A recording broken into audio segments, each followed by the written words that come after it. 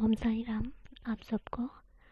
और मैं अपनी जो स्टोरी शेयर कर रही हूँ, एक्चुअली मैं थोड़ा हेजिटेट हो रही थी, तो अगर इस ड्यूरिंग मैं थोड़ा भी बीच में कहीं रुक जाऊँ या थोड़ा हेजिटेट हूँ तो प्लीज़ आप उसे इग्नोर करें।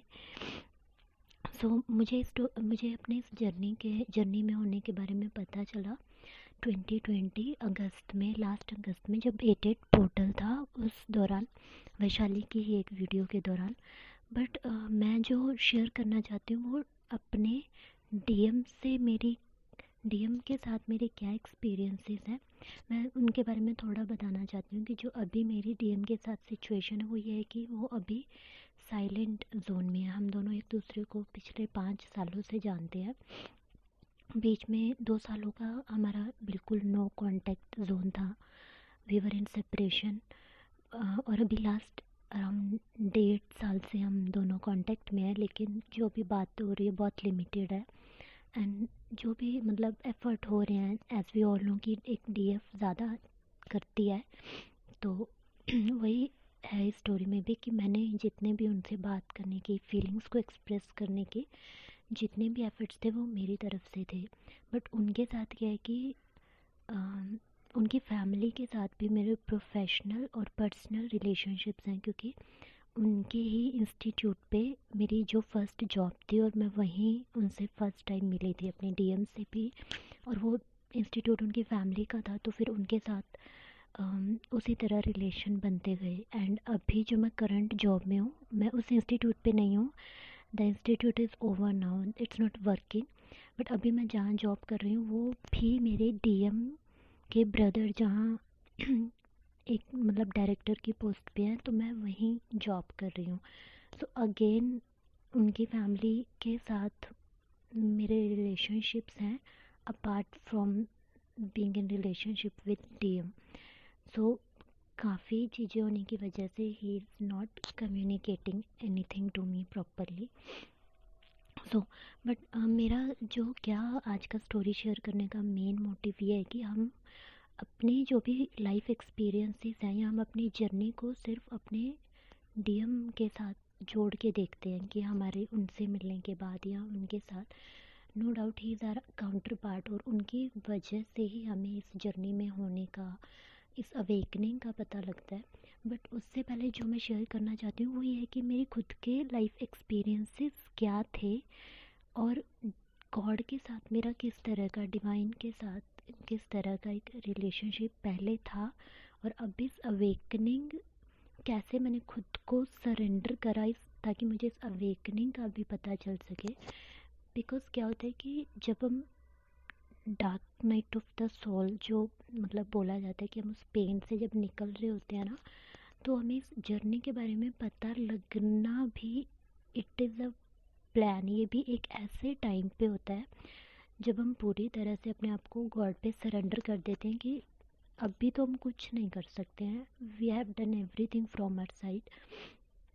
क्योंकि जो मेरा माइंड सेट था बचपन से वो एक ऐसा बन गया था कि फैमिली में अब लड़ते लड़ते, अपने राइट्स के लिए लड़ते लड़ते, फिर फ्रेंड्स, कोई फ्रेंड नहीं था, तो अकेलेपन में रहते हुए, एंड ऐसा एक माइंडसेट हो गया था कि मुझे अपनी हर चीज़ के लिए लड़ना पड़ेगा अपने आप से, दूसरों से। तो धीरे धीरे वो क्या हो गया था कि मुझे ऐसा लगता था कि जो भी मैं अपनी लाइफ में पाऊँगी वो सिर्फ अपने दम पे ही पाऊँगी। और तो मैं भगवान से भी मेरा लड़ना एक शुरू हो गया था। मतलब मैं अपनी लाइफ को इम्प्रूव करना चाहती थी बट अपने दम पे। I did not want to include anything जो गॉड को इंक्लूड करता हो। मतलब मैं मेरा ये था कि जो भी मतलब मैं अपनी लाइफ में फॉलो करती आई थी, मैंने कभी किसी को हर्ट नहीं करना, चीट नहीं करना, डिसीव नहीं करना, झूठ नहीं बोलना। मतलब जो प्रिंसिपल्स थे जीने के वो सभी स्पिरिचुअल ही थे जो डिवाइन हमें सिखाते हैं। But I was not admitting कि मैं ये सब कुछ डिवाइन के लिए कर रही हूँ। आई वॉज थिंकिंग कि शायद मैं कुछ अलग हूँ उनसे। एंड पूजा पाठ में मैं करते आई हूँ बचपन से। It is my luck, like ये एक लक ही है, क्योंकि बचपन से मतलब हमारे घर के बाहर शिवलिंग है जो मेरी फैमिली के द्वारा उन्होंने ही उनको स्थापित किया था। एंड बचपन से जैसे हमें ब्रश करना एक बच्चे को सिखाया जाता है, तो हमें घर के बच्चों को सिखाया गया था कि आपको सुबह मतलब उन शिवलिंग पे जल चढ़ाना है। तो वो एक हैबिट थी, बट वो that was only a habit. उनके साथ बस उनके सामने जाना एंड परिक्रमा करना एंड हाथ जोड़ना, अंदर से कुछ नहीं था। मतलब जैसे हम किसी से बात करते हैं, जो अब कनेक्शन है, जो अब भगवान से कैसे बात करनी है, एंड उस टाइम पे क्या था, that was completely different, like completely different. वो सिर्फ एक जैसे हम ब्रश करते हुए एक मूवमेंट में होते हैं ना, कि ब्रश पे टूथपेस्ट लगाया है एंड देन उसको गीला करा and we are just doing it and so, तो वो मैं सिर्फ कर रही थी। That was not anything related to any connection with God. तो मेरी स्टोरी कहाँ से शुरू होती है कि जब मेरा बर्थ हुआ, एक्चुअली जो मेरे मम्मा पापा है, पापा मेरे घर में सबसे बड़े थे, बड़े हैं अभी भी। तो जब मैं इस फैमिली में, इस जो जनरेशन है यहाँ पे सिर्फ जेंट्स थे। मतलब मेरी बुआ जी थे, वो सिर्फ एक पहली लड़की थे, पर वो कभी स्टडी में नहीं गए, कभी उन्होंने कोई उनका पर्पस नहीं था, कुछ करियर ऐसा कुछ था नहीं उनके साथ। उनकी बहुत 20 की एज में उनकी मैरिज हो गई थी, दैट टू अराउंड आज से कोई 26-27 साल पहले। तो तब कोई लड़कियों को पढ़ाने वाला ऐसा कुछ था ही नहीं। तो अपनी फैमिली में मैं पहली लड़की थी और अपनी फैमिली में मैं पहला बच्चा था, जो मतलब +2 से आगे जिसने स्टडी करी। मतलब मेरे अंकल्स भी थे, या मेरे कज़न थे, उन्होंने भी, उनकी स्टडी +2 से आगे नहीं गई थी। और अब मेरी फैमिली वो इतनी, मतलब यहाँ पे एक proper traditional narrow minded family है, जो मतलब जहाँ पे जीन्स पहनना अलाउड नहीं था, लड़कों से तो आप बात ही नहीं कर सकते थे। मतलब लव मैरिज जैसी चीज़ को तो लाइक एक क्या ही समझा जाता है। मतलब जो ऐसी फैमिलीज से हैं, they can connect with it की। और we are 14 members in our family, so joint family है। एंड वो पूरा एक है कि आपके हर एक डिसीजन में पूरी फैमिली का इन्फ्लुएंस होता है। तो व्हाट हैपेंड कि जब मेरे मम्मा शादी करके आई, she was only 20 years old. हम जानते हैं कि 20 साल की एज में हमें कितनी ही मतलब समझ होती होगी, and she was not educated. So उनका एक उनके साथ क्या हुआ था कि जब वो मैरिज हुई मेरे मम्मा पापा की, they were really happy about their marriage. And मेरे जो उनके दोनों का 10 ईयर्स का एज डिफरेंस है। I sometimes also feel not due to this age difference, पर जो मैंने अपने मम्मा पापा की मैरिज एंड उनके एक्सपीरियंसेस देखे, आई लिटरली समटाइम फील कि maybe I am not sure, maybe they are also, maybe they are also in this journey, but right now I want to convey my own experiences. इसके बाद इसके बारे में बाद में ज़रूर मतलब इस पे सोचना चाहूँगी। तो उनके साथ क्या हुआ कि जब वो कंसीव कर रहे थे, मतलब जब मैं उनका फर्स्ट बेबी थी, my father wasn't ready for having a baby. He did not want to have a baby at that time. और इस बात का पता मेरे को मतलब अभी कोई 7, मतलब इस अवेकनिंग से मुझे 1.5 या 2 मंथ पहले पता चला। Because my father never use to talk to me, like he never talked, he never ever showed any affection towards me.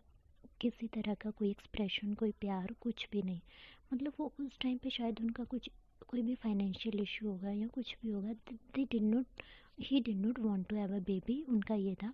But my mother want to have, and उनका जो कंसर्न था एक बेबी होने का, that was not कि उनकी family बढ़ाई जाए, और they were happy to have a family. उनका ये था कि एक्चुअली में जो मेरे मम्मा पापा का रिलेशन इतना ज़्यादा अच्छा था, स्वीट था, कि दोनों का आपस में बहुत प्यार था। बट ये चीज़ ना, मतलब जो मेरे ग्रैंड पेरेंट, मतलब स्पेशली मेरी दादी एंड मेरे छोटे अंकल चाचू, उनको ये चीज़ें नहीं हजम हो रही थी, क्योंकि ऐसा कभी हुआ ही नहीं था कि कोई मतलब मेल है, वो अपनी वाइफ के लिए बर्तन धो रहा है, अगर वो बाहर घूमने जाना चाहती है तो वो उनके लिए घर के काम कर रहा है, या उनको मार्केट की हर एक जो भी न्यू ड्रेस आ रही है, कुछ भी अच्छा आ रहा है, तो वो पहले अपनी वाइफ को ला के दे रहे हैं, उनको हर जगह खिला रहे हैं, घुमा रहे हैं अपने साथ। ये चीज़ें वो उनको आज मतलब वो उसको पसंद नहीं कर रहे थे। तो उन्होंने पर उनका क्या था कि मेरे मम्मा उतने एजुकेटेड नहीं थे। एट द सेम टाइम उन दोनों का ना कॉम्प्लेक्शन बहुत डिफरेंस था। माई मतलब जो पापा थे वो फेयर कॉम्प्लेक्शन के थे and my mother was a little bit dark dark in her complexion. और उस टाइम पे क्या होता था कि ब्यूटी को ना सिर्फ कॉम्प्लेक्शन के बेस पे ही देखा जाता था कि जो फेयर कॉम्प्लेक्शन में है ही इज़ ओनली और शी इज़ ओनली ब्यूटीफुल। तो ऐसा क्या हुआ कि उनके जो मेरे मम्मा के ये अंदर ना थोड़ा सा ये कॉम्प्लेक्स पहले से ही था कि वो मतलब ये आ रहे हैं अपने पापा के। और मेरे पापा जो पर्सनैलिटी वाइज बहुत मतलब उनका बाहर लोगों से आना जाना मिलना ये सब कुछ था। But my mom was not use to it. Even she was very extrovert.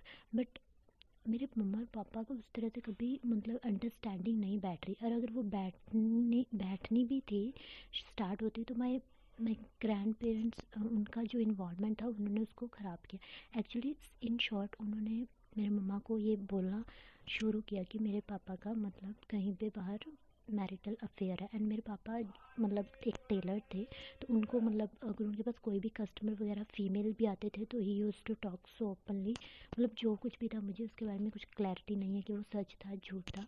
But वो थे। तो मेरे मम्मा जब मुझे कंसीव कर रहे थे तो उनका मेन ये था कि किसी तरह बेबी हो जाए। So my father will be like he won't go to anyone else. Like वो एक फैमिली में बंध जाएंगे।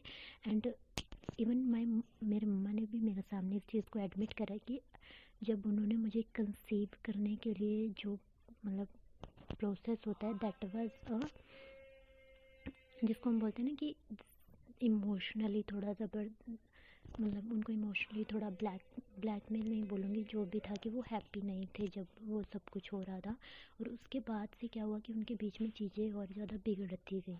तो जब मैं उनके मतलब मेरे पैदा होने से पहले ना जो मेरे बारे में मेरे पापा की राय थी कि वो इस बेबी को नहीं चाहते थे। जो भी होता लड़की या लड़का उन्हें वो नहीं चाहिए था। एंड और मेरे मम्मा का मेन ये था कि वो उस टाइम पे उनके ऊपर घर के इतने काम थे और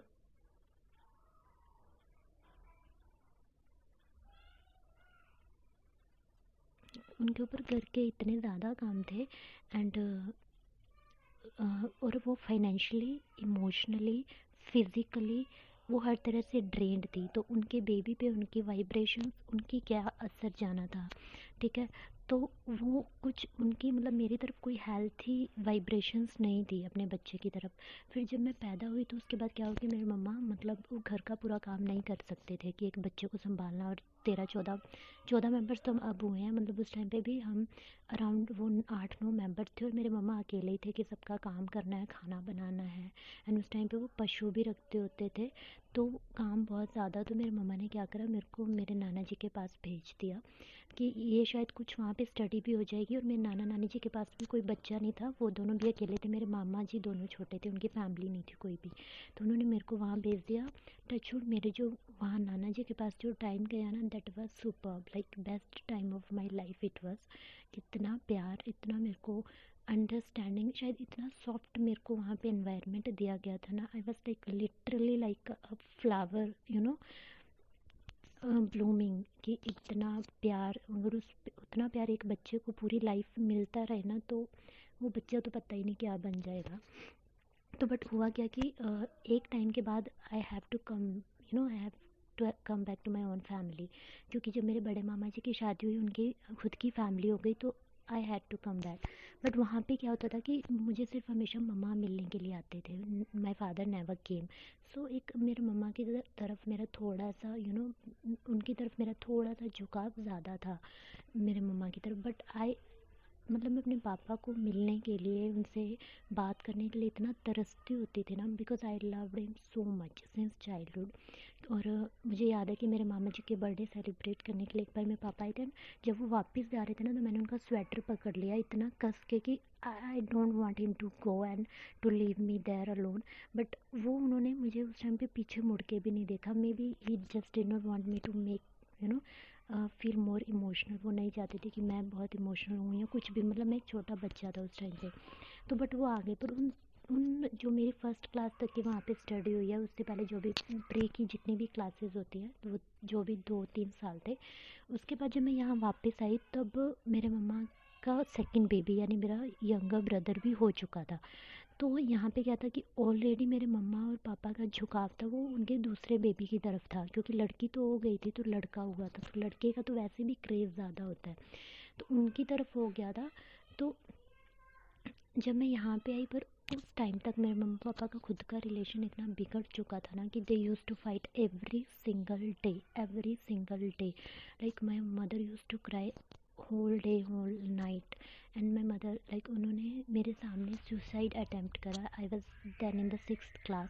मैंने वो मतलब उन्होंने ऐसे फ़ैन में अपना दुपट्टा बांध के and she was try to hung herself. तो मैंने उनको उस टाइम पे किसी तरह से खींचा, उनको बचाया। तो मेरे मन में ना तब से ऐसे खोने का डर हो गया था। मेरे को ऐसे लगता था कि अगर मम्मा रो रहे हैं ना बहुत ज़्यादा, वो कुछ कर ना ले, तो मैं उनको कभी अकेले नहीं छोड़ती होती थी। और वो थोड़ा सा भी रोते थे ना, मैं डर बहुत जाती होती थी कि पता नहीं ये क्या कर लेंगे या क्या हो जाएगा। और मेरे मम्मा पापा की तरफ ना मेरा गुस्सा मतलब वो बढ़ता जा रहा था, क्योंकि ऐसे होता है ना, बच्चे इमोशनल होते हैं, जो रोता है उनके सामने तो वो उसको समझ लेते हैं। तब समझ में नहीं आती थी कि जो मेल होते हैं उनके लिए अपने एक्सप्रेशन करना इमोशंस को कितना मुश्किल होता है। तो उसके बाद क्या हुआ कि बट मेरे पापा का मेरी तरफ कोई था ही नहीं कि वो मतलब मेरे साथ ना मेरे स्कूल आना जाना, ना मुझे बात करना, ना कहीं मतलब कुछ था ही नहीं। जैसे वो मेरे ब्रदर के लिए उनकी उसकी छोटी छोटी चीज़ें, वो क्या खा रहा है, क्या पहन रहा है, क्या कैसे जाएगा, वो उसकी हर चीज़ का ध्यान रखते। तो उनकी तरफ मेरा एक ना वो मुझे मतलब वो अंदर एक गुस्सा सा आता जा रहा था। पर at the same time I wanted desperately कि वो मुझे मतलब मेरे ब्रदर की तरह करे, मतलब उसकी तरह ही ट्रीट करे, but it was not happening. तो एक तो ये हो गया था, और सेकंड ये चीज़ तो मुझे उनकी तरफ से तो मेरा गुस्सा हो रहा था, पर मेरे जो मम्मा की तरफ झुकाव था ना, ये सिर्फ मेरा था। उनका क्या हो रहा था कि उनके मन में अभी भी ये था कि ये जो बच्चा वो, क्योंकि मेरे मम्मा भी रेडी नहीं थे मतलब मेरे लिए। तो वो मुझे उस तरीके से ना कभी देख ही नहीं पाई। शी ऑलवेज, उन्होंने मेरे को पहले से बहुत ना ऐसे, उनको ऐसा लगा कि ये तो शायद ना अपने आप ही, जैसे एक जिस चीज़ के लिए हम तैयार नहीं होते ना, तो हम उसको उस तरह से कुछ हम हम ट्रीट भी नहीं करते। जैसे हम हमारे ऊपर बस कोई चीज़ ला के हमें पकड़ा दी जाए, पर हम नहीं उस चीज़ के लिए तैयार, तो हम उसको कैसे ट्रीट करेंगे। ठीक है, हमें पता ही नहीं होगा कि हमें उसे कैसे ट्रीट करना है। तो so it was with me कि उनको पता ही नहीं था कि हमें इसे ट्रीट कैसे करना चाहिए। Even though she were treating me as a kid, मुझे खाने के लिए टाइम पे दिया जा रहा था, कपड़ों का ध्यान रखा जा रहा था, सब कुछ एक बच्चे का जो काम किया है। तो but there was not that emotional bond जो एक होना चाहिए था। जो बॉन्ड था वो मेरी तरफ से था कि अगर मैं उनको रोते देखती तो मेरे को परेशानी होती थी। तो बट वहाँ से ना बड़े होते होते मेरा मैरिज की तरफ एक मतलब बहुत ज़्यादा डर हो गया था। मेरे को लगा था कि अगर मेरी मैरिज होगी ना खुद की, तो my life will be finished, क्योंकि मेरे मम्मा की लाइफ मैंने देखा है, उनको तो बहुत पेन मिला है। तो सेम मतलब ऐसा ही हो सकता है मैरिजेस में। और फिर मुझे, क्योंकि my brother was use to have more love than me, तो उसको हैबिट हो गई थी कि मुझसे मतलब ज़्यादा इम्पोर्टेंस अटेंशन मिलने की। तो he did not use to treat me with so much respect और एनीथिंग।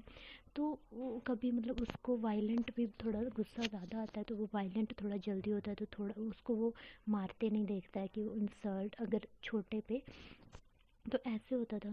तो उसकी तरफ से भी तो मैं किसी भी मेल मेंबर के साथ अपने घर के खुद को एक्सप्रेस नहीं कर पाती थी। एंड जो मेरे अंकल थे उनके साथ क्या था कि क्योंकि मेरे पापा का फाइनेंशियली बिल्कुल भी अच्छा नहीं जा पा रहा था कुछ भी, तो but I wanted to study and I was very intelligent in studies.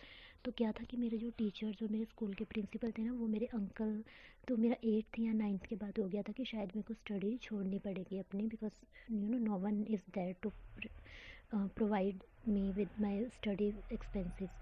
तो बट क्या था कि टच वुड लाइक ऐसे डिवाइन आपको हेल्प करते हैं।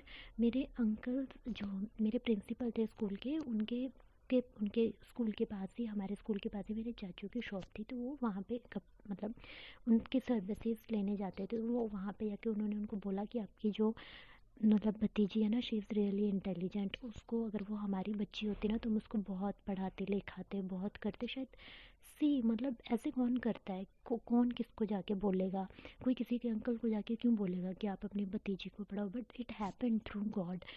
तो उन्होंने जाके उनको बोला and from there my uncle showed interest in me. But उनका ये होता था कि बिकॉज वो मतलब मेरी फैमिली इस प्राइड में, रिस्पेक्ट में, एक बड़े घर का रिस्पेक्ट बाहर क्या होता है उस चीज़ में ना वो ज़्यादा इंटरेस्ट लेते थे। तो उनको ये था कि हमें बाहर सोसाइटी को दिखाने के लिए कि हम अपने घर की मतलब लड़की को, अपने बड़े भाई की लड़की को पढ़ा लिखा रहे हैं, तो हमें इस पर लगाना है, पैसा लगाना है। तो वो कुछ कुछ मेरी हेल्प किया करते थे। बट 10th +1 +2 तक तो मेरा खुद का मतलब मम्मा पापा की, मतलब मेरे मम्मा ने +1 +2 में अपने पुराने बर्तन वगैरह बेच के उन्होंने मेरा एडमिशन करवाया। 10th के बाद ये बोला था, +1 +2 में मेरा स्कूल चेंज हुआ तो वहाँ पे कुछ कुछ मेरे चाचू ने हेल्प करी, कुछ मेरे मम्मा ने अपने मतलब बर्तन वगैरह। उसके बाद जो मेरा ग्रेजुएशन का खर्चा था वो सारा मेरे अंकल्स ने बेयर करा। बट आई स्वेयर मतलब ये कहना बहुत आसान होता है कि किसी ने आपकी हेल्प करी है, स्पेशली अगर वो आपके फादर नहीं है ना। तो अगर किसी ने, अंकल्स ने, मामा जी ने, अगर आपके ऐसा कोई मेंबर हेल्प कर देता है, बट अगर उनकी इंटेंशन लोगों को दिखाना है, आपकी हेल्प करना नहीं है ना, तो they are going to make you realise every single second कि उन्होंने आपके लिए क्या किया है, कब कब किया है। हाँ मतलब क्योंकि और उस टाइम तक मेरे फैमिली में क्या था कि मेरे पापा का इतना कर्जा बाहर बढ़ चुका था क्योंकि उनके फाइनेंशियली कुछ अच्छे नहीं चल रहे थे।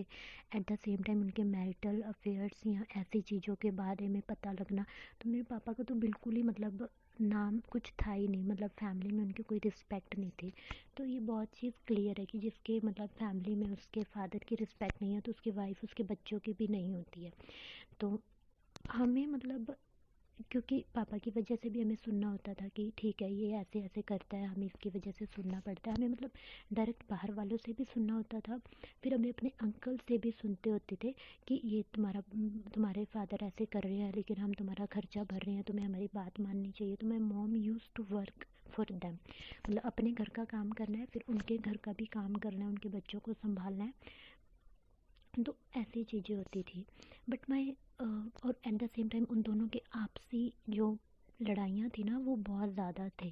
तो यहाँ से जो मेरे ट्रॉमास एक बढ़ गए थे ना कि मैं किसी भी मेल मेंबर के साथ खुद को एक्सप्रेस नहीं कर सकती थी।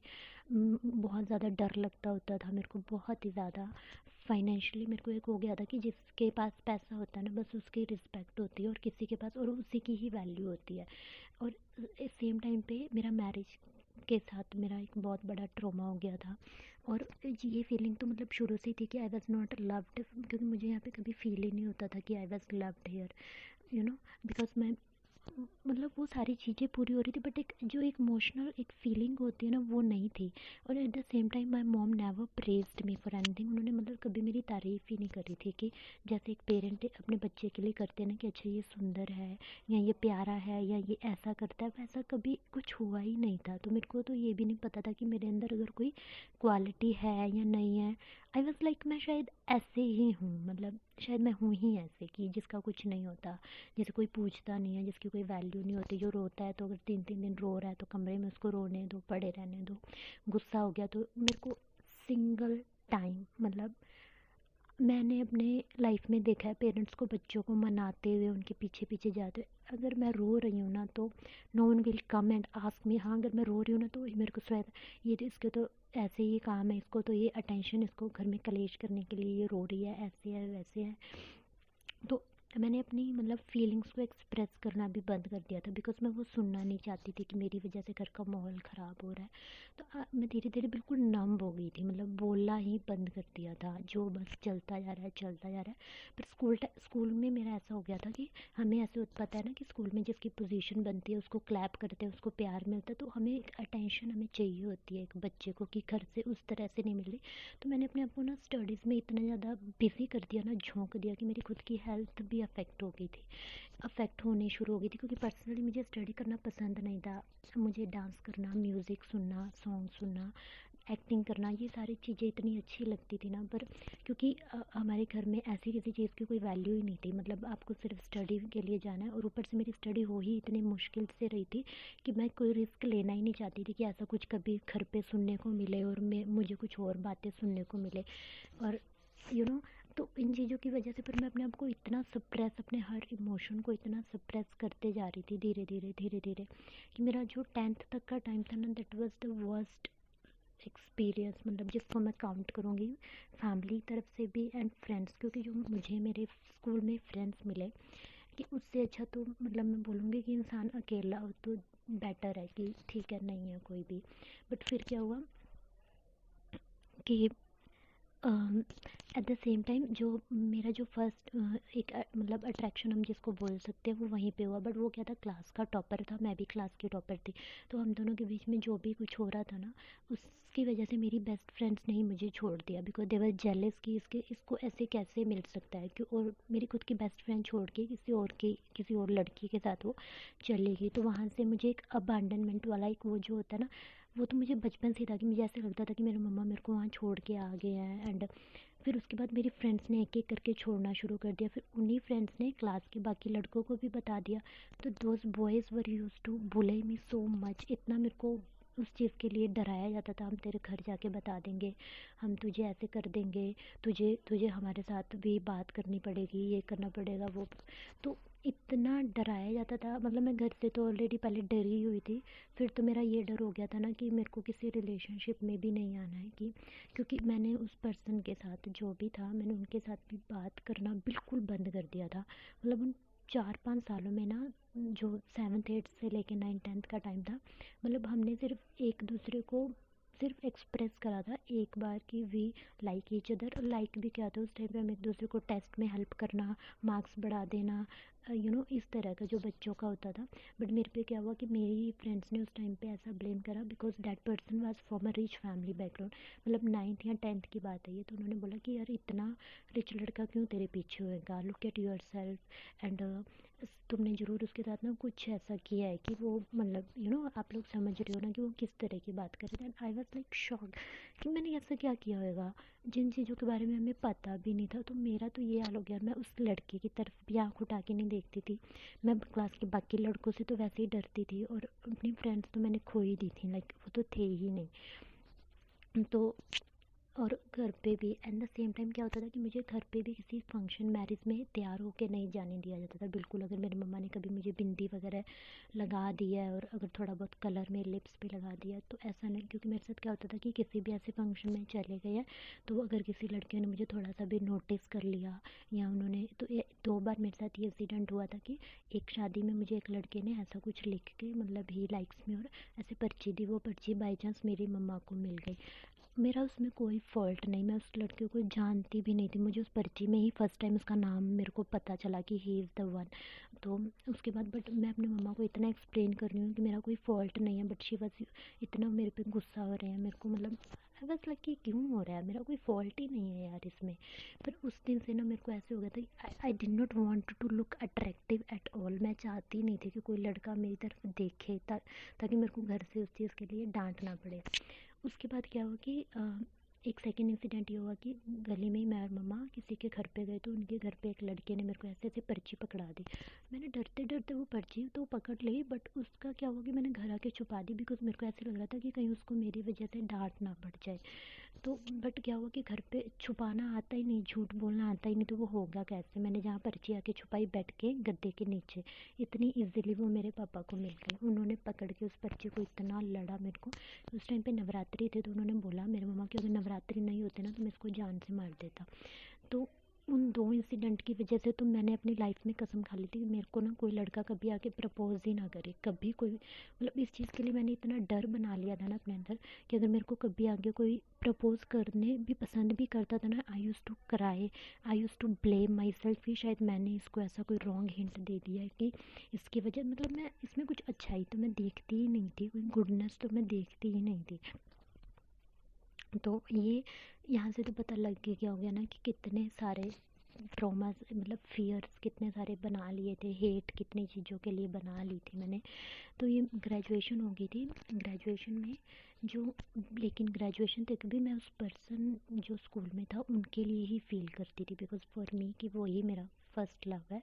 एंड आई, मतलब मुझे अपनी लाइफ उनके साथ ही वो करनी है। पर मैंने अपने आप को ये बोल दिया था कि पहले मैं अपने आप को फाइनेंशियली इंडिपेंडेंट बनाऊंगी, उनके बाद ही, उसके बाद हम मिलेंगे, and then we will decide to get marry और do something else in my life. तो बट हुआ क्या कि उनके साथ तो होना लिखा ही नहीं था, because he was not my counter part. वो अपना सिर्फ रोल प्ले कर रहे थे। तो उनके साथ मेरा ग्रेजुएशन के फाइनल ईयर में हुआ, तब से हम कांटेक्ट में आए, पर वो एक हैबिट बन गई थी कि मैं उनके साथ कुछ भी एक्सप्रेस नहीं कर पा रही थी। वो मुझे मिलने बुलाते थे तो मैं अगेन डर के वजह से मिलने नहीं जाती थी, बिकॉज हम दोनों डिफरेंट कॉलेजेस में थे। मैं गर्ल्स कॉलेज में थी and he was in a coed college. तो मुझे इतना डर लगता था अगेन कि अगर किसी ने देख लिया तो, क्योंकि मेरी ग्रेजुएशन की स्टडी भी अगेन मेरे चाचू करवा रहे थे, तो मैं कोई रिस्क नहीं ले सकती थी अपनी स्टडी पे कि इतनी मुश्किलों से तो मैं एक चीज़, और वही वो स्टडी ही एक मीडियम थी उस पर्सन से जुड़े रहने के लिए भी, क्योंकि मेरी लाइफ में मेरा खुद का कोई पर्पस था ही नहीं। मेरे को बस ऐसे लगता था कि शायद मैं उससे करती हूँ, हालांकि मुझे मैरिज से भी डर लगता था, पर ये बातें मुझे पता ही नहीं थी कि मेरे अंदर वो फियर है। बट स्टिल मेरे को ऊपर से ऐसा लगता था कि मैं इस इंसान के साथ अपनी लाइफ स्पेंड करना चाहती हूँ। तो वो स्टडी को मैं खोना नहीं चाहती थी उसको। और एक इतना सा भी डर था, लड़कियाँ नॉर्मल मिलती होती थी मतलब अपने रिलेशनशिप में जिनके साथ थी, but I could not do it. तो इतने सारे फियर थे ना।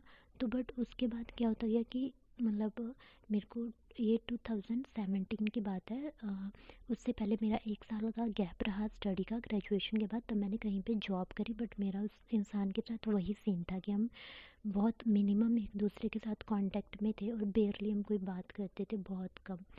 तो उसके बाद क्या हुआ कि मैंने अपनी मास्टर्स करी एंड देन मास्टर्स में आके आई वाज चेंज्ड। मैं बहुत ज़्यादा चेंज हो गई थी कि मतलब मैं अपने, वो मेरा एक खुद का डिसीज़न था कि मैंने वो कर लिया एंड मास्टर्स बहुत अच्छे गए। एंड मास्टर्स में आके तब तक भी मैं उस लड़के के साथ प्रॉपर कांटेक्ट में नहीं आई थी, मतलब अराउंड स्कूल के बाद कोई 7-8 साल पढ़ चुके थे इस चीज़ को होते होते।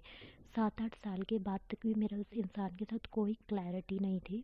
मैं 2017 में पर ये भी था कि वो पर्सन, पर मैं किसी और की तरफ भी कभी नहीं जाती थी, मतलब मैंने अपने आप को कहीं ना कहीं उससे बाउंड किया हुआ था। बट अगर मैं आज देखूँ ना तो इट वाज कि डिवाइन ने मुझे प्रोटेक्ट किया हुआ था कि मैं किसी भी लड़के के साथ मैं ऐसे रिलेशन में नहीं जाऊँ। और उस लड़के के साथ भी मैं मिल नहीं रही थी, मैं ऐसा कुछ कर नहीं रही थी, तो मेरा उसके साथ भी कोई फिजिकल कांटेक्ट था ही नहीं, मतलब 8-9 सालों से। और स्कूल में भी मैं उसकी तरफ देखती भी नहीं होती थी, तो बात ही नहीं होती थी। तो मतलब डिवाइन ने मुझे कहीं ना ऐसे फिज़िकल रिलेशनशिप से, फिज़िकल अब्यूज़मेंट या ऐसा अगर बाई चांस अगर हम मिलते तो, because we were in like उस टाइम हम रिलेशनशिप में थे तो कुछ भी हो सकता था, हम फिज़िकली इन्वॉल्व भी हो सकते थे। But God saved me from all those things जो मुझे उस टाइम इतना पेन दे रही थी ना। एक्चुअली में भगवान मुझे बचा रहे थे उन सारी चीज़ों से।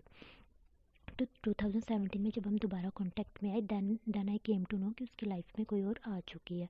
तो इतना मतलब जिस दिन वो मेरे को पता चला ना, आई वाज लाइक कि मतलब मेरी सोल को कोई फ़र्क नहीं पड़ रहा था, बट मैंने अपने माइंड में इतना कुछ मेकअप मतलब किया हुआ था ना कि मैं तो इस इंसान के लिए पिछले 9 सालों से वेट कर रही हूँ। How how could it do this to me, कि वो ऐसे कैसे छोड़ के चला गया ये वो।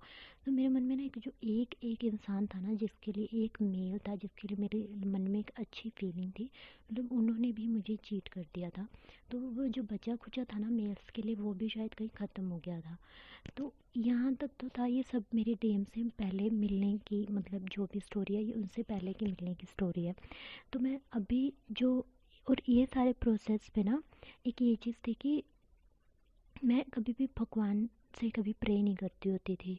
अगर मैं करती भी थी तो बहुत गलत चीज़ों के लिए, कि मेरा मतलब ये गलत नहीं था, कि बहुत डर के करती होती कि भगवान मेरा एडमिशन हो जाए, मुझे यहाँ से वो हो जाए, और मेरा ना हो भी जाता होता था। टचवुड अगर मैं उस टाइम की अपनी फाइनेंशियली हालत की बात करूँ ना, कुछ भी नहीं था, मतलब कोई नहीं सोच सकता कि इस घर की मतलब जो लड़की है ना वो इतनी महंगी स्टडी कर सकती है। हालांकि मेरी मास्टर्स थी वो मैंने खुद से एजुकेशन लोन लेके किया, जिसका लोन मैंने अभी मेरा मतलब 3 मंथ पहले कंप्लीट हुआ है। तो ये सारी चीज़ें, मतलब ये सारे मेरे लाइफ के ट्रॉमास थे, मतलब जिसमें मेरे पर्सनल लुक्स के भी ट्रॉमास थे, क्योंकि मेरा ना उस सारे स्ट्रेस में मेरा मतलब कॉम्प्लेक्शन इतना डार्क हो चुका था। मेरी हेल्थ, तो मैं इतनी बीमार पड़ती होती थी, तो मेरा बॉडी बहुत मतलब मैं बहुत ज़्यादा स्किनी पतली लगती होती थी, बहुत कमज़ोर सी। और उसके अलावा मेरे फाइनेंशियल ब्लॉकेजेस थे, मुझे मेल से डर लगता होता था। और इवन से, और फिर मैं फिज़िकल जो इंगेजमेंट है, जो सेक्सुअल एक रिलेशनशिप जो पर्सन्स के बीच में है, मैं उसको बहुत बुरा मानने लगी थी। एक तो मेरे जो फ्रेंड्स ने ब्लेम किया था उसकी वजह से, सेकंड जब भी मेरे मम्मा ऐसे बोलते होते थे कि ये तो मतलब किसी और औरत के साथ है, ये इस वजह से उनके साथ है, तो मेरा ना मुझे ये चीज़ बहुत गंदी लगने लगी थी कि ऐसे क्यों है, ये होना ही नहीं चाहिए था इस दुनिया में, इसकी वजह से ही सब कुछ हो रहा है, या और ये शायद बहुत ख़राब चीज़ है, इसी वजह से इसको ऐसे मानते हैं। तो मैं एक टाइम पे इतना डरने लगी थी। फिर मेरी फैमिली की तरफ तो कुछ भी था ही नहीं। तो उसके अलावा मेरे मम्मा मेरे को ये बोलते थे कि तेरा जो मतलब पैड़ा है ना वो बहुत स्लो है। ये उनका कहने का मतलब था कि आई वॉज़ अनलक्की। मतलब अगर मेरा किसी काम में कुछ नज़र पड़ती है या हाथ पड़ता है या इन्वॉल्वमेंट होती है ना, तो वो काम वहीं रुक जाता है या बहुत ही स्लो होता है। तो इमेजिन गाइस, मतलब आपको आपके घर से ये बात बोली जा रही है, बच्चे के तो वो एक माइंड में वो ना ऐसे स्टोर होती जाती है, अच्छा ये मेरे को ये बात बोली हुई है। तो इंसान अपने हर एक्सपीरियंस में ना वो सारी चीज़ें देखना शुरू कर देता है, फील करना शुरू कर देता है।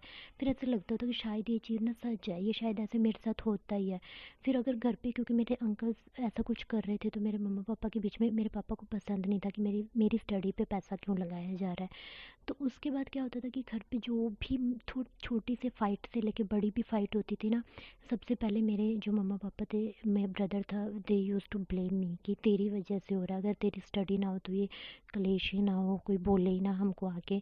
क्योंकि मेरे चाचू मुझे बोलते थे, पापा को जाके बोलते थे तू कमाता क्यों नहीं है, क्योंकि वो लोग लगा तो रहे थे, पर लगा किसकी वजह से रहे थे, सोसाइटी में दिखाने की वजह से। पर उनको सेम टाइम पे वो अपना लगाया हुआ खल भी रहा था कि उनको, क्योंकि उनकी फैमिली भी तो आगे बन रही थी। तो वो मेरे पापा को भी आके बोलते होते थे, पापा को बोलते थे, उनको बुरा लगता था कि मेरे को आके क्यों बोल रहे हैं कि तू काम कर, मेहनत कर, या अपने फाइनेंसेस सुधार। तो मेरे को उस तरफ से भी सुनने मिलती थी कि तेरे पापा की वजह से हम तेरे पे लगा रहे हैं। मेरे पापा से मेरे को सुनने मिलता था कि तेरी वजह से वो मेरे को आके डांट के जा रहे हैं। मेरे मम्मा तो बस वो रोने में रहते थे या लड़ने में कुड़ने में रहते थे, गुस्से में।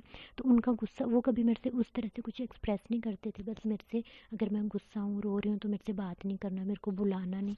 तो मेरा ना कम्युनिकेशन ही ख़त्म हो गया था। मतलब मेरे को किसी से कुछ एक्सप्रेस करना, किसी को अपनी फीलिंग्स बताना या किसी की फीलिंग्स को समझना मुझे आता ही नहीं था।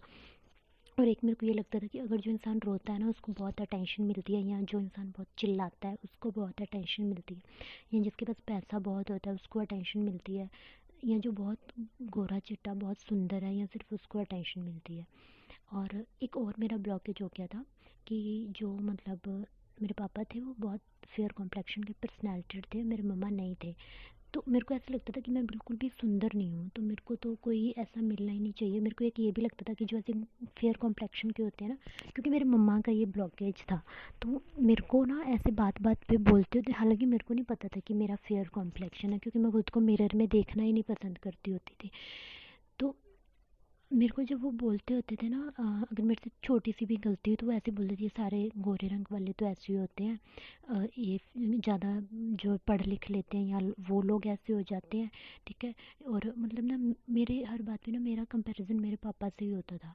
एक तो मैं उनको पहले से उनसे मतलब डरती भी थी, हेट भी करती थी, और दूसरा उन्हीं से मेरा कंपैरिजन होता था। तो मेरे को लगता था कि ये यार पापा तो इतना मतलब फेल हो चुके हैं अपने करियर में, या क्योंकि वो मेरे को ऐसे सुनाते थे कि उन्होंने अपने पैसे का हर चीज़ का वो फेल हुए हैं, तो तू भी ऐसे ही करेगी, तू भी उनकी तरह ऐसे। तो मैं इतना भगवान के आगे रोती होती थी ना कि तुम मेरी चाहे जान ले लो, पर ना मुझे मेरे साथ ये एक्सपीरियंसेस मत होने देना कि मेरी वजह से ऐसा कुछ हो, या मतलब खुद पे तो मेरा कोई कॉन्फिडेंस रहा ही नहीं था कि मैं क्या हूँ, क्या कर सकती हूँ, क्या नहीं कर सकती हूँ।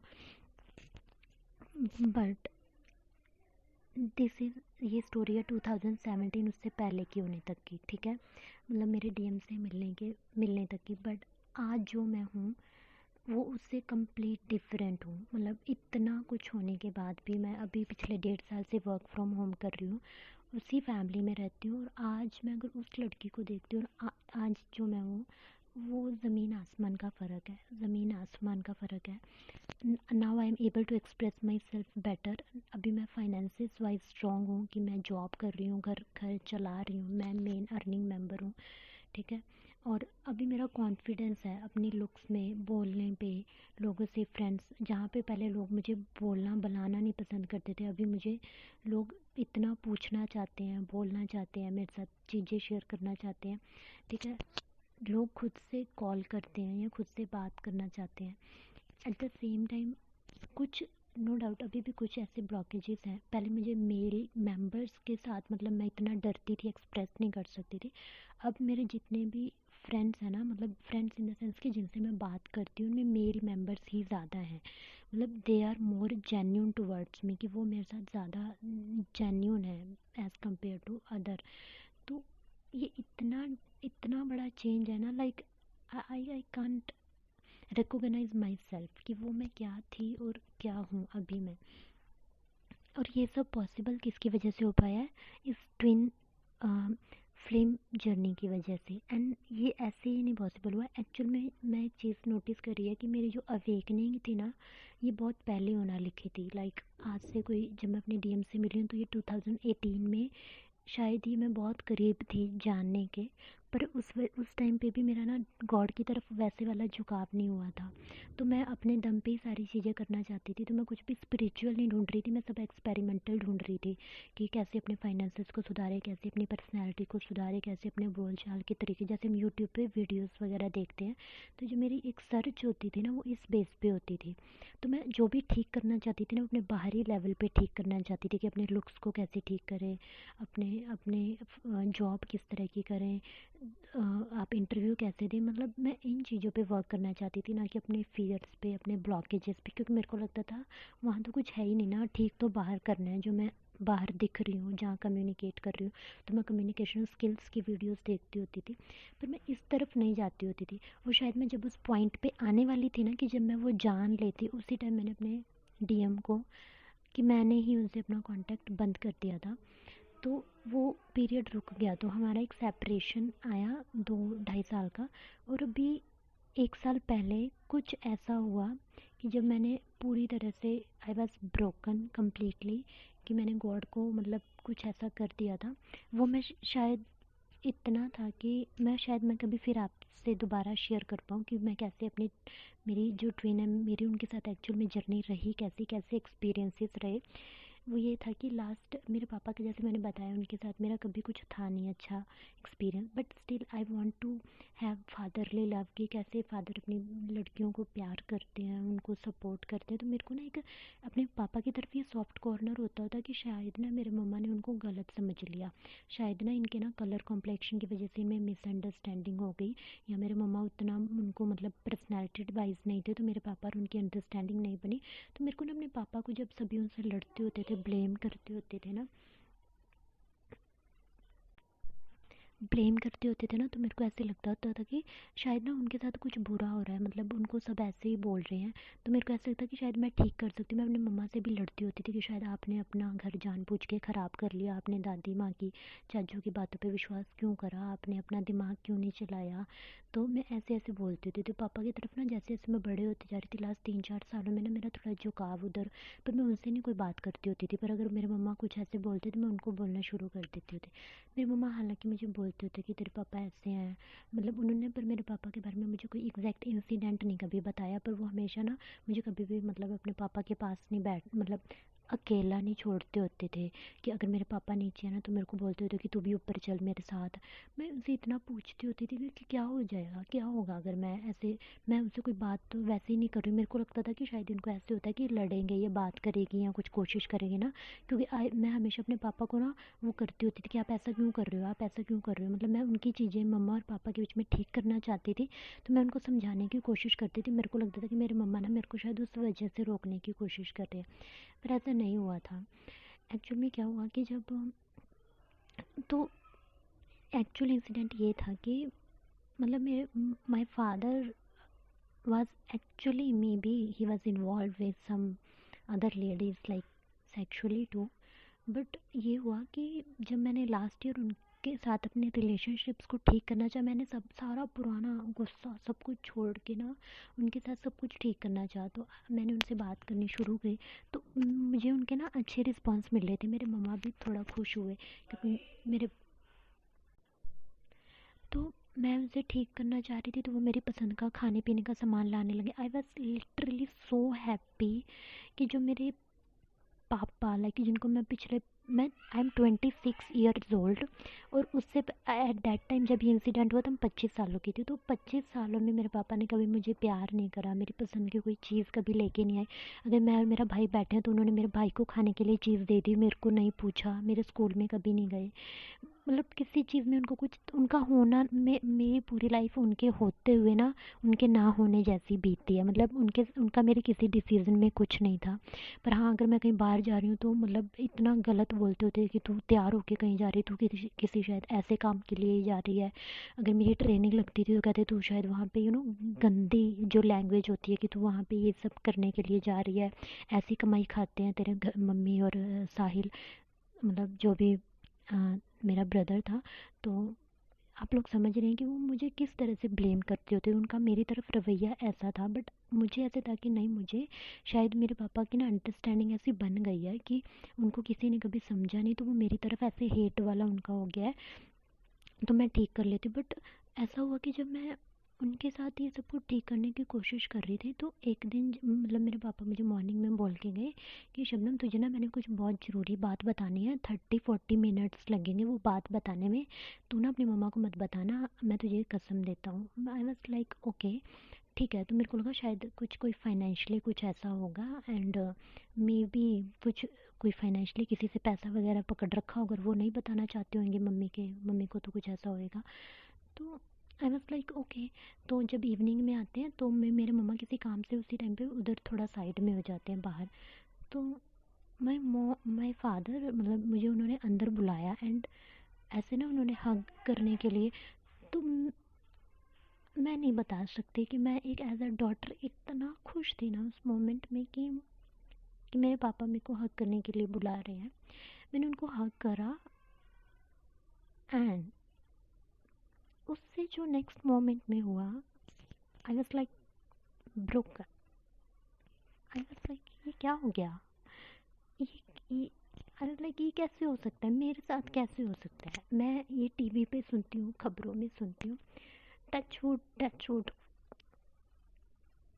उतना, he like he kissed me on my face, on my lips, but I felt so bad. I felt so bad, and in that moment I felt कि ऐसे लगा कुछ कितना गंदा फील हुआ ना। I pushed him, I pushed him, and मैं अपने घर की छत पे चली गई। उसके बाद के जो वो दिन थे, I didn't know how I stopped myself from making, from suicide or something like that. But at that in that moment मेरे को अभी भी याद है, मैं घर की छत पे गई, उसके कुछ दिन बाद मैं इतना रोई, मतलब गॉड को, कि हमें पता होता है ना ऊपर देख के रोते हैं कि शायद भगवान ऊपर होते हैं। मैं उनको इतना रो रही थी कि मेरे ऐसा क्या हुआ, ऐसा क्या हुआ, मतलब ऐसी कौन सी बेवकूफ़ी हुई कि मतलब मेरे साथ ऐसा हुआ, ऐसा क्यों। अगर आप हो ना तो मुझे मुझे मुझे प्रूफ चाहिए कि आप हो, आप मेरा लाइफ में होना बेकार नहीं था। मतलब मैंने कभी किसी का बुरा नहीं किया, तो मेरे साथ ऐसा क्यों हुआ कि मैं तो इस पर्सन को हमेशा ठीक करना चाह रही थी। Why it happened to me. अगर आप हो तो मुझे आपका प्रूफ चाहिए, नहीं तो आप मैं शायद किसी भी मोमेंट में अपनी लाइफ को ख़त्म कर दूँगी।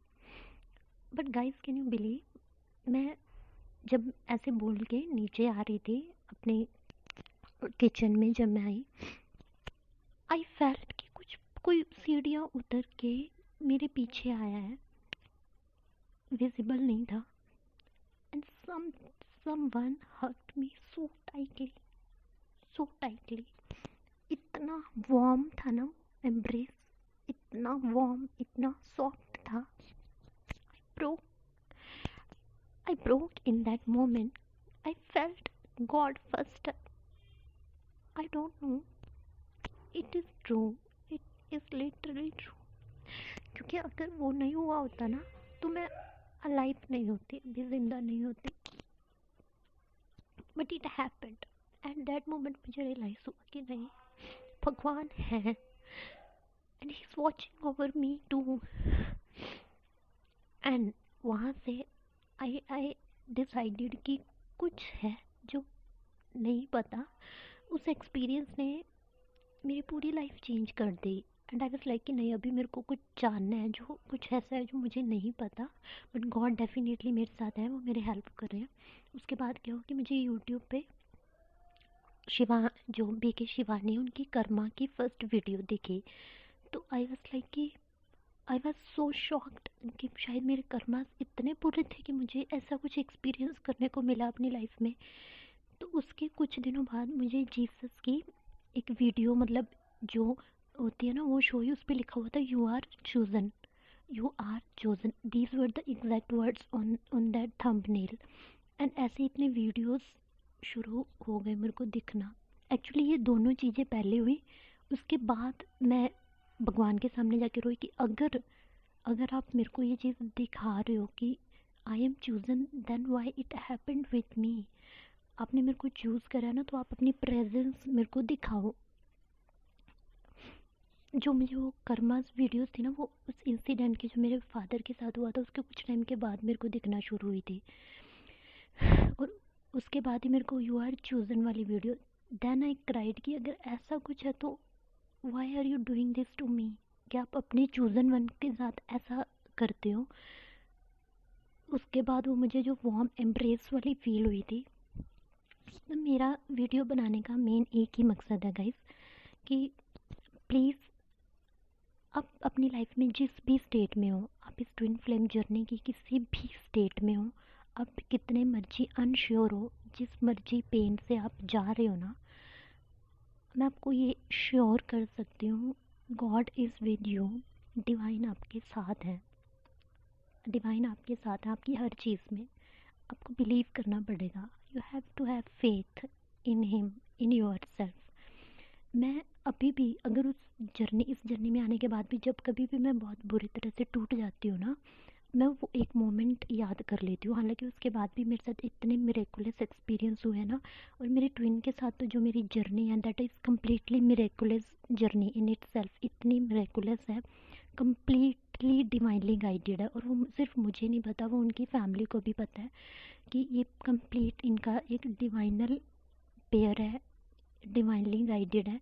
वो मैं डेफिनेटली एक अलग वीडियो में कंप्लीट बताना चाहूँगी। पर जो प्लीज़ मैं आप सभी को ये बोलना चाहूँगी, जो भी फेमिनाइंस हैं, मेस्कुलाइंस हैं, या नॉर्मल अगर कोई इस जर्नी में नहीं भी है ना, तब भी आप अगर बहुत बुरी स्टेट से भी जा रहे हो ना, आपको सिर्फ भगवान को दिल से याद करना है। वो आपको अपनी प्रेजेंस ज़रूर शो करेंगे, ही इज़ देयर। एंड मैं आप सबके साथ अपने ट्विन की जो जर्नी है ना, वो ज़रूर शेयर करना चाहती हूँ कि उनके साथ मेरा अभी जो है वो यही है कि वो पिछले 5 साल से साइलेंट है। हमारा बीच में मैंने जैसे बताया कि सेपरेशन अभी भी रीज़न, बट अब मैं इस लेवल पे हूँ ना, मेरे को उनकी हर मिनट की एनर्जी फील होती है। इफ़ इज़ क्राइंग, इफ अगर वो गुस्से में भी है ना, even then I can feel, अगर वो किसी अपने मेंबर से लड़ रहे हैं ना, तब भी मैं फील कर सकती हूँ वो कब सो के उठते हैं, कब जागते हैं। वो मुझे अपने बारे में कुछ नहीं बताते, पर मुझे उनके बारे में सब कुछ पता चलता है, सब कुछ। इस लेवल पे मैं उनके साथ कनेक्टेड तो हम ऑलरेडी होते हैं कि मैं इतना अभी शायद, मुझे नहीं पता मैं कितनी अवेकन हुई हूँ, कितना मुझे बैलेंस हुआ है कि नहीं, पर मैं आई can feel him every single moment, every single moment. Thank you so much everyone जिन्होंने भी मुझे सुना है। प्लीज़ अगर आप कुछ भी, मैं आपको बता रही हूँ ना कि भगवान आपको हर टाइम पे हेल्प करेंगे, हर टाइम पे। आपको जस्ट सुनना है उनको, आपको फील करना है। हम डीएम को पाना चाहते हैं ना, first of all you have to, आपको भगवान को पाना होगा। उनको पाने के लिए ना आपको पूरी तरह से अपने आप को उनको सौंप देना पड़ेगा। यस, आपको उनको सरेंडर करना पड़ेगा पूरी तरह से, only then everything is possible. But yes, एक बार आपने ये कर दिया ना, तो सब कुछ पॉसिबल है, सब कुछ। Thank you so much.